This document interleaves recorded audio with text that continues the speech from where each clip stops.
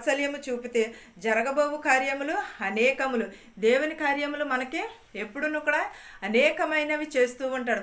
నిత్యము కూడా మనలను కొనియాడబడుచున్నాడు. మనము వాత్సల్యము పొందాలంటే ఏమి చేయాలి? లోక 7:79 ఉంటుంది చూడండి. పాపములు మన్నించబడును. ఏంటదండి? మన పాపములు మన్నించబడతాయి. దేవుని వాత్సల్యత అంటే ఎప్పుడూ కూడా మనపైన మన పాపములు క్షమింపబడతాయి, నీ పాపములు మరువబడతాయి. దేవుడి వాత్సల్యత మనపైన అంటే ఏమి మరువబడతాయి? మన పాపములు మరువబడతాయి.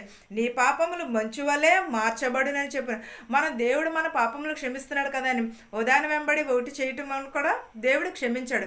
మన పశ్చాత్తాపము కలిగి దేవుని అడిగిన ఎడల ఎప్పుడును కూడా దేవుడు మనకు తోడై ఉంటాడు. నిత్యము కూడా దేవుని ఉంటాడు. ఆయన వాత్సల్యము మనపైన ఉంచుతానని, మన పాప జీవితంను విడిచిపెడితే మన పాపములను మరువబడతాయి అని చెప్పుచున్నాడు. మనం నిత్యము కూడా దేవుడు మనలను కాచి కాపడం, మన పాపములు ఎలా ఉంటే మంచు వలె కరగబడునని చెప్పుచున్నాడు.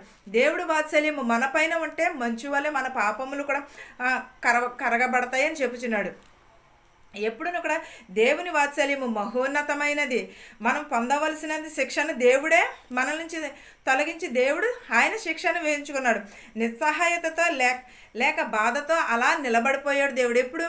మన పాపములు క్షమింపబడినప్పుడు, మన పాపములు మరువబడినప్పుడు, మంచు వలె కరిగబడినప్పుడు ఆయన మీద ఇవన్నీ కూడా ఎలా కరగబడ్డాయి?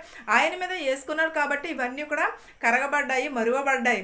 అంతేగాని దేవుడు మనలను శిక్ష నుంచి తప్పించి ఆయన శిక్ష వేయించుకున్నాడు. మన కొరకు వచ్చి ఉన్నాడు లోకంలోనికి. కానీ దేవుని కొరకు మనం ఏమి చేయుచున్నాము? మన పశ్చాత్తాప పడుతున్నామా?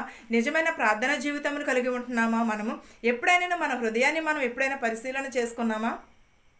ఆయన బాధలో మనపైన